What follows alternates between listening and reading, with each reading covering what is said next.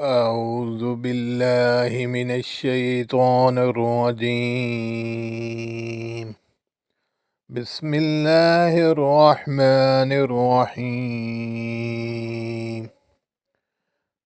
يا أيها المزمل قم الليل إلا قليلا نصفه أو انقص منه قليلا أو زد عليه ورتل القرآن ترتيلا إنا سنلقي عليك قولا ثقيلا إن ناشئة الليل هي أشد وطئا وأقوم قيلا إن لك في النهار سبحا طويلا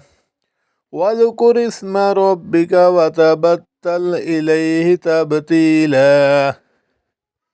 رب المشرق والمغرب لا إله إلا هو فاتخذه وكيلا واصبر على ما يقولون واهجرهم هجرا جميلا وذرني والمكذبين أولي النعمة ومهلهم قليلا إن لدينا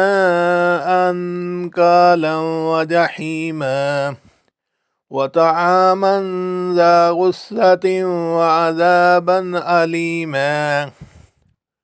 يوم ترجف الأرض والجبال وكانت الجبال كثيبا مهيلا إنا أرسلنا إليكم رسولا شاهدا عليكم كما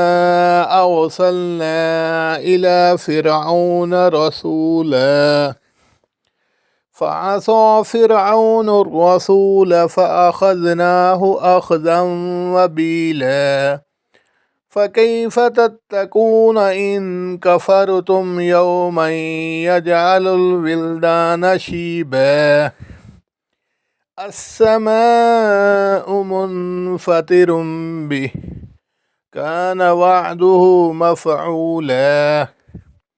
إن هذه تذكرة من شاء اتخذ إلى ربه سبيلا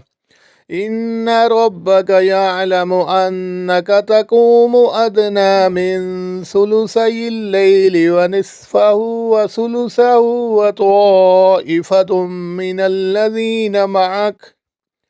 والله يقدر الليل والنهار علم أن لن تحصوه فتاب عليكم فاقرؤوا ما تيسر من القرآن علم أن سيكون منكم مرضى وآخرون يضربون في الأرض يبتغون من فضل الله وآخرون يقاتلون في سبيل الله